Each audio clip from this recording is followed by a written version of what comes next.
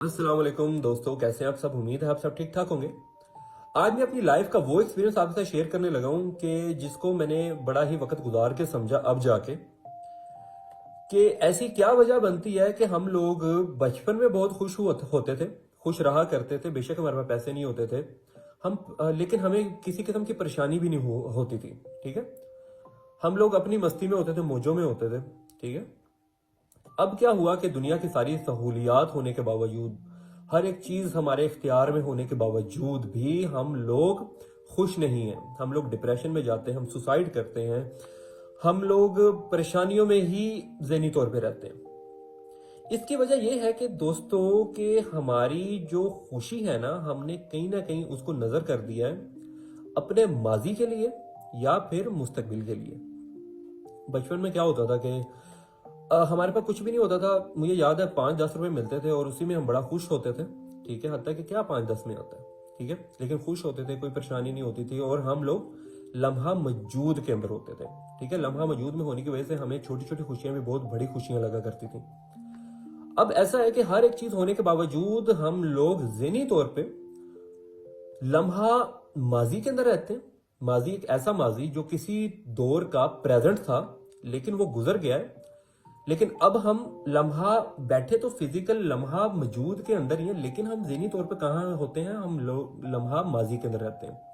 माजी के मसाइल हो सकते हैं, किसी अपने की डेथ हो सकती है, कुछ इस तरह के फाइनेंशियली मसाइल हो सकते हैं, कुछ भी इस तरह हो सकता है, कोई ब्रेकअप हो सकता है, कुछ भी हो सकता है, बड़ा बड़ा कुछ हो जाता है लोगों के लिए।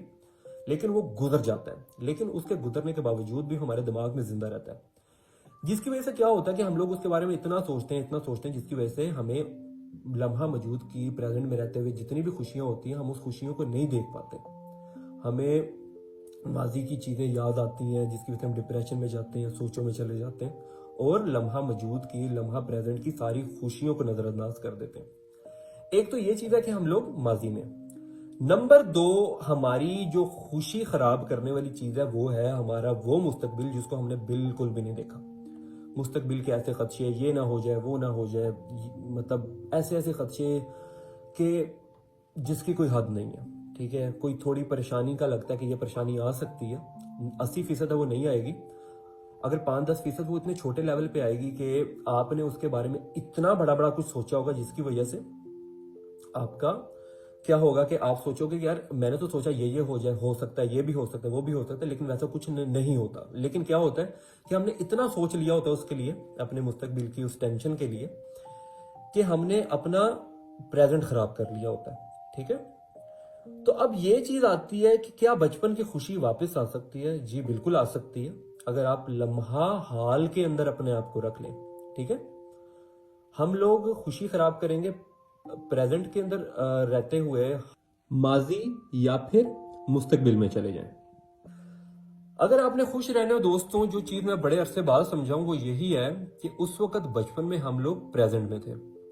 क्या आपको लगता है आप अभी भी अपने आप को प्रेजेंट में रख सकते हो? अगर आप रख सकते हो तो आपको बिल्कुल वैसी खुशी मिल सकती है जो आपको बचपन में मिला करती थी।